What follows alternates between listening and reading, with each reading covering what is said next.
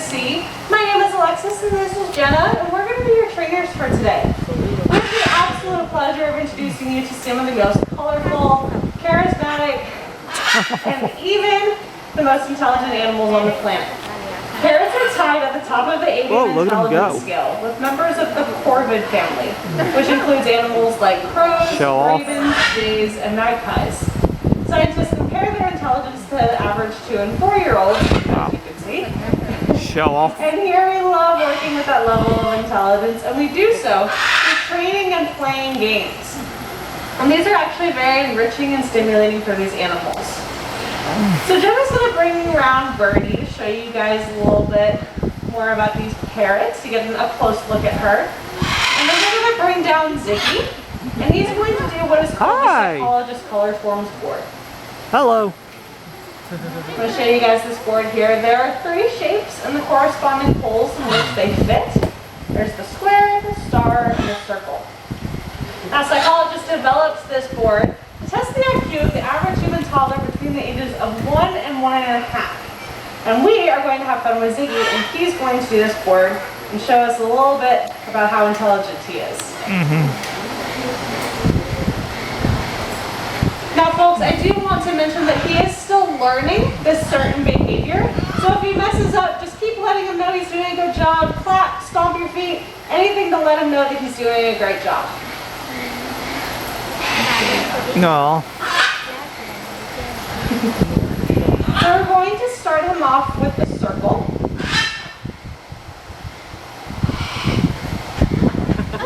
Yay! Alright, now we're going to do the star. There's a little bit more edges, so it's a little bit more complex. We can twist and turn it with our fingers and wrists. Yay! We can do a similar job with his feet. Last but not least, we're going to do the square.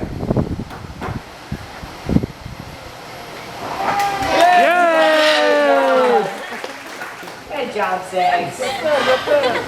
Alright, so for this second round of the game, we're going to mix these pieces up on the table and see if we can put them in the right spot. And he's not just putting them where he thinks they should go. Yay!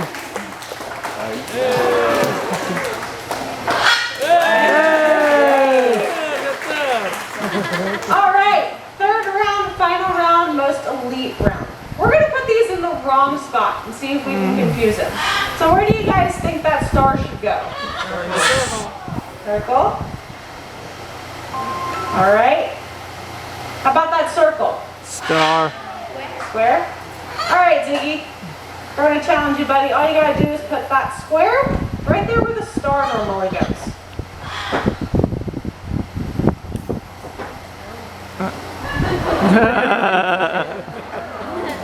I think you realize this, we tricked him.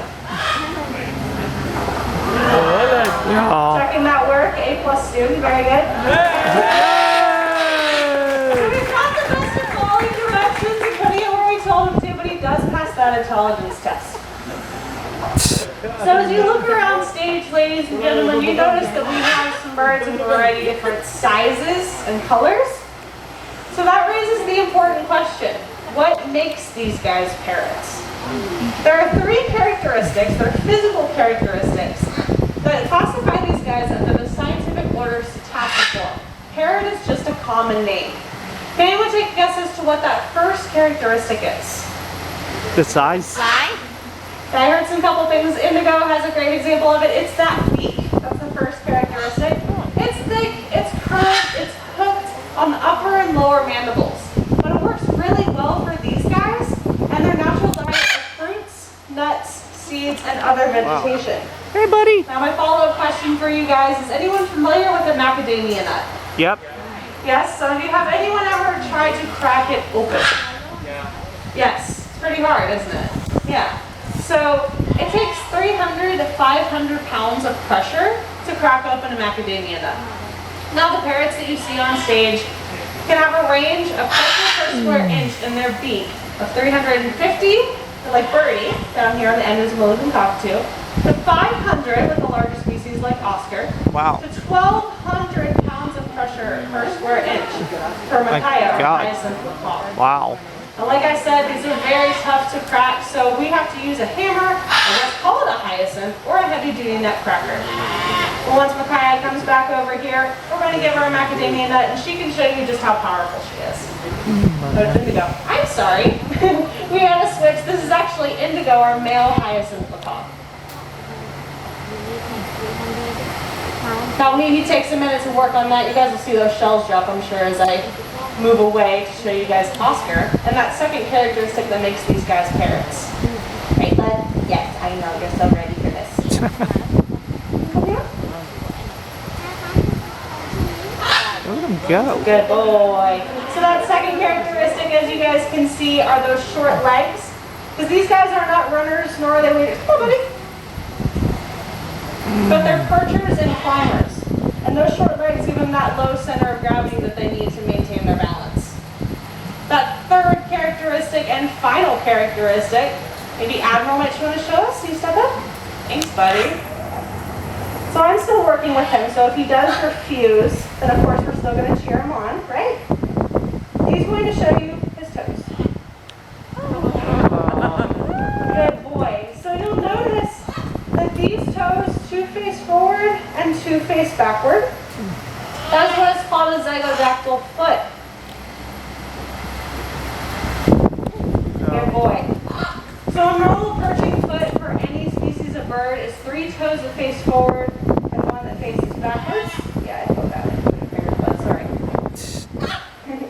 And of the 10,000 species of birds that we have in our planet, good. Hey! Only a small handful have this type of foot. Yes, buddy. I know. I'm learning really slowly. I'm getting a year old. Sorry. So the species of birds that do have this particular type of foot include toucans, woodpeckers, and of course our parrot friends. Good. Yeah. That's right. So in a second here, I'm going to bring down Clover, and he's going to show you. Can you do it one more time? Good boy. And he's going to show you how you combine this adaptations of his short legs and his zygodactyl feet by taking a straw on his favorite blue barrel. And we'll do that for you guys last but not least. Is that bird part of the show too? Yes. Good boy. Very good. Here, you guys can clap for him. Yeah. Good boy. That's a good boy. All right. So I'm going to bring down Clover. He's going to show you his athleticism. Now, all of these characteristics makes these guys extremely acrobatic, especially those toes that I showed you. Clover is going to just show that off. Pretty impressive, right? So, you'll notice right away that those feet give him that wide, firm base, and those short legs give him that low center of gravity. Now, I don't know about you guys, but if I tried to do this, an ostrich or a flamingo, I would probably end up on my butt. So also, you'll notice that to make the barrel go forward, he's walking backwards. Now that is not a natural behavior for any wild animal. 1 or 2 steps back to avoid danger is the norm, but a constant back pedal like this is not common. Now this being said, that's a trained behavior that we taught him here at Theater of the Sea. And it only took him 4 to 4.5 months to learn. And he's really good at it. Aw. You doing one more, bud? Hey, buddy. Yeah. And that's one on the end. Yes, you're so funny. Last one on the end. Good boy. Good job, buddy. Good job. That's very good.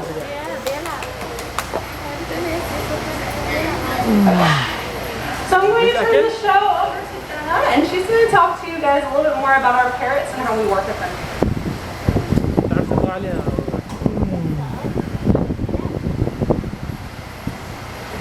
Can we give Alexis a round of applause for learning our show? She's doing an awesome job. It takes a lot of courage to get up here and talk on a microphone in front of an audience, and she's doing amazing. Before we put Clover up and continue with our show, he has all these awesome new fans. Do you like to see all your new fans every day? He does. Before he goes up for a little bit, do you want to say hello? Yeah? All right. Can you go ahead and say hello? Hello. One more. Good job. Now, Alexis did a really good job talking about how that walking backwards on this barrel was in fact a trained behavior. Here at Theater of the Sea, we do use a really cool type of training known as operant conditioning with a strong emphasis on positive reinforcement.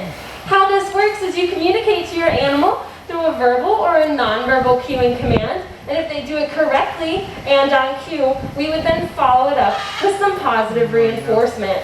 What do you guys think we use here as positive reinforcement?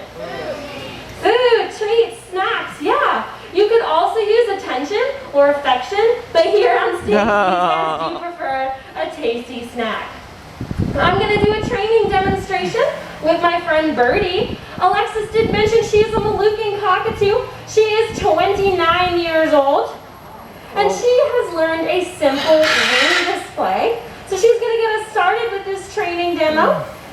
The first step to learning a new behavior is to have it occur naturally. To do this, we're going to pretend that I am a tree in the rainforest, okay? And my arm is a branch. If a strong gust of wind blows by and that branch moves, her wings are going to open. This allows her to regain her balance. So it's with this natural opening of the wings that I would pair a verbal and a nonverbal cue with it. So I'd get something like this. Birdie, wings. Good. No. So it's with this natural behavior and the paired verbal and nonverbal cue that after a couple repetitions, 20 or 30 times a day for a couple times a week, she's going to then learn in her mind, every time I open my wings, I'm hearing that magic word good, and I'm getting a reward. That word good you keep hearing Alexis and I say throughout the show is called a bridge word. This bridge word allows these guys to know that they are in fact doing a really good job. They did exactly what we asked them to do, and they can expect a reward following that behavior.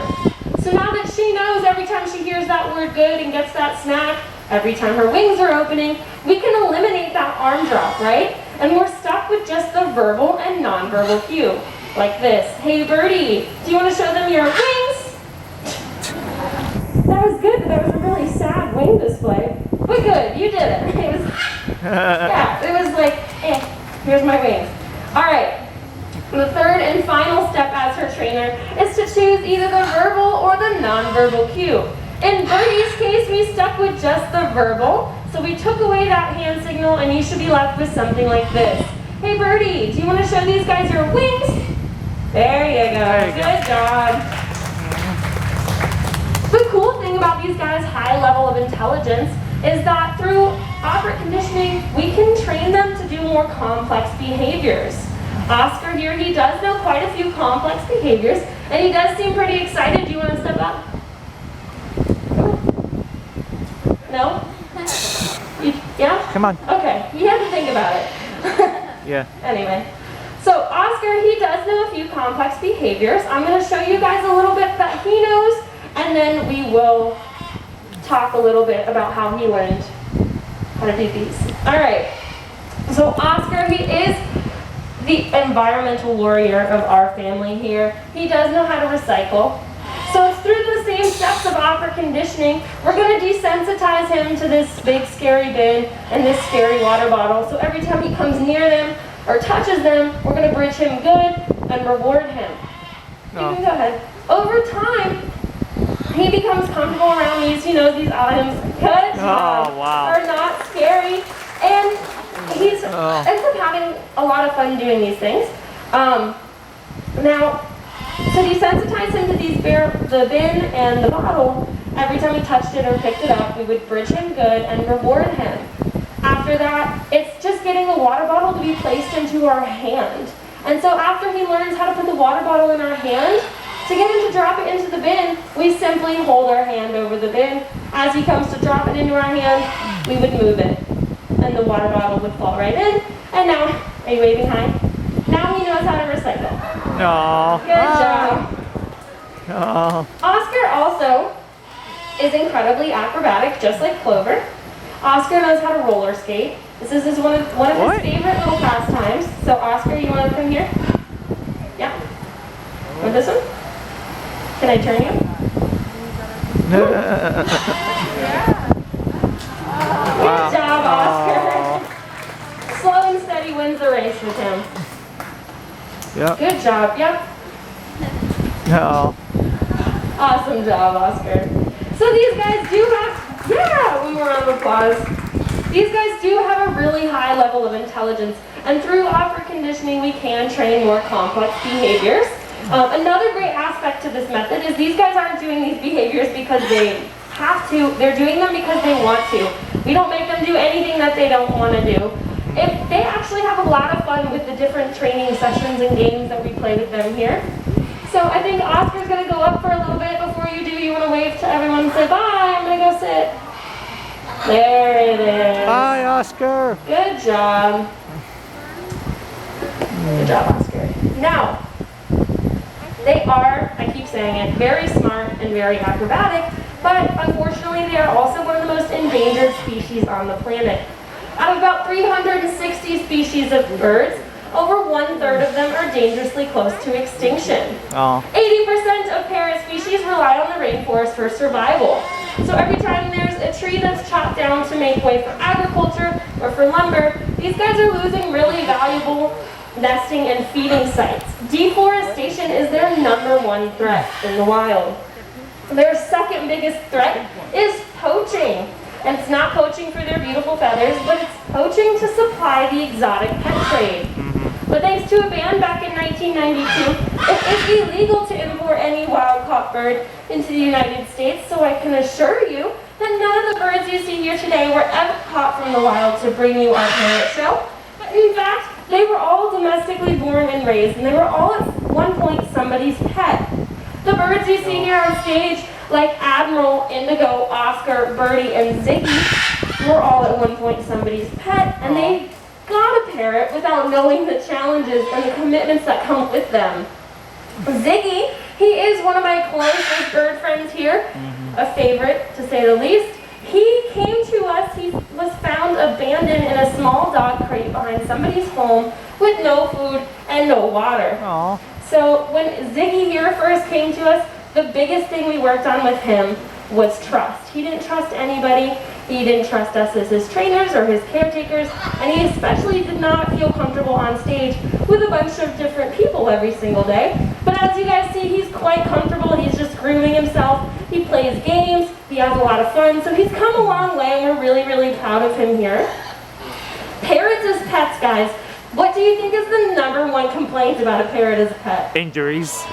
The noise. They are extremely loud. Larger species of parrots, like the ones you see here on stage, can be heard up to 2 miles away in the rainforest. Wow. Which is incredibly impressive out in the rainforest. Not so much coming from your living room at 6 o'clock in the morning. Moluccan cockatoos like Birdie, who showed you guys her wings, Moluccan screams have been recorded up to 135 decibels. Wow. The jet engine off of a 747 is 140.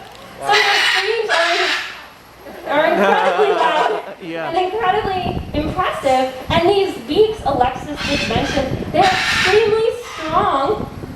They range between 350, 500, and 1,200 pounds of pressure per square inch in these beaks. Wow. These beaks are made of keratin. Just like our hair and our nails, they're continuously growing. So they have to keep these beaks nice and trim somehow, right? They do so through chewing. They chew on all their toys and their purses that we provide for them. But if they don't get provided enough, they're going to chew on just about anything they can get their beaks on. Your tables, your walls, your furniture. If they can grab it, they're going to destroy it. The third and final biggest complaint about parrots as pets is the mess. They throw their food on the floor, they go to the bathroom wherever and whenever they like. They have absolutely no manners at all. I'm not telling you guys negative things about parrots as pets to deter you from getting one. You just have to know how big of a challenge and a commitment they really are. If you ever find yourself considering getting a parrot as a pet, just ask yourself how you feel about having a loud, messy, destructive 3-year-old in your home for the next 50 to 90 years. Wow. Most people are turned off by the idea of that, and then they decide to change their mind and not get a parrot as a pet. But if you ever do find yourself still considering this, please feel free to come up to Alexis and I after the show, and we'll do our best to answer any questions you guys might have. That being said, we have reached the third and final game of the show, and I think we've saved the best for last. I did walk around Leprechaun here to you guys just a minute ago. He is a 34-year-old Verde macaw. He may not look like it, guys, but he's quite intelligent. He is Clover's younger brother. Oh. Clover is the bird who walked on the barrel for you guys and said hello. Clover is a 38-year-old Verde macaw. They are about 4 years apart. Oh. They do have the same parents. They do not like each other. They have a really strong sibling rivalry. Clover is the older athletic brother, and Leprechaun here is the intelligent younger brother. Leprechaun likes puzzle games, much like Ziggy, but he also knows math. What? He knows addition, subtraction, and counting. Oh. How this works is I give him a number or a math problem through signals on my hand, and he comes over here and rings out those numbers by pulling the lever of his favorite little blue bell here. He has been kind of sleeping and chilling most of the show, so we're going to get him started with an easy number. Can somebody shout out a number between 1 and 5? 4. 2? I heard 2 first, so we'll get you started off nice and easy. Ready, Leprechaun? We're going to do... There you go. We're going to do 2. Go ahead. Yay! Honestly, I was kind of worried right off the bat. You seem a little distracted. All right. How about a more challenging number? Can we do a number between 6 and 10? 10. 10? All right. They went really easy on you the first round. Now they give you the most difficult number. Ready?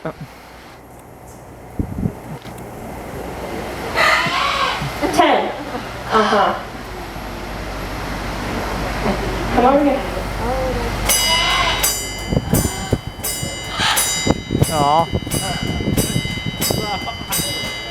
Yay! Good job, Leprechaun. Aw.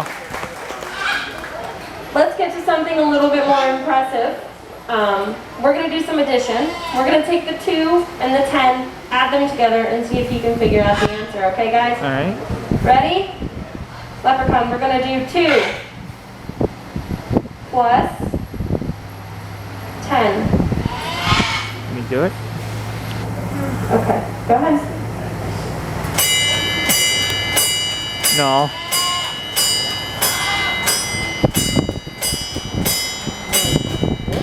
Yay! Good job, Leprechaun. Should we That's challenge him one more time? ladies and awesome. gentlemen? Okay. We'll give him some subtraction. We're Oh, boy. up to 12. Can I have one number less than 12? 7? All right, ready? We're gonna do, you weren't even looking. Ready? We're gonna do 12 minus 7. He's thinking.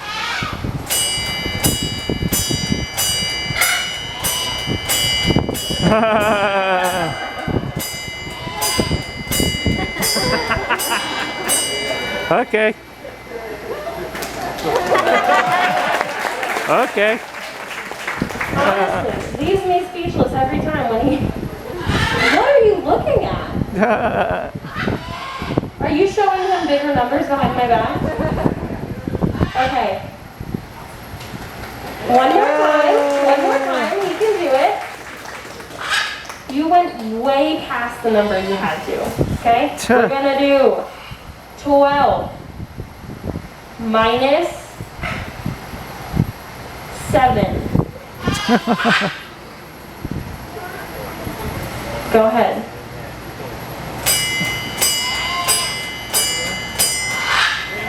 Yay! Good job! Man, it took you long enough. Unfortunately, ladies and gentlemen, this does conclude our Parrot show for you guys today. But please, before you leave, feel free to hang out and take some photos of the birds. Just please don't get too close or try and touch them because they do bite and it does hurt. Also, your next stop is going to be Dolphin Theater, which is just this way past the brown building shaped like a pirate ship. My name is Jenna. This is Alexis. We're here to answer any questions you guys might have. Please enjoy the rest of your day here at Theater of the Sea. Thank you guys so much. Hey, pretty bird.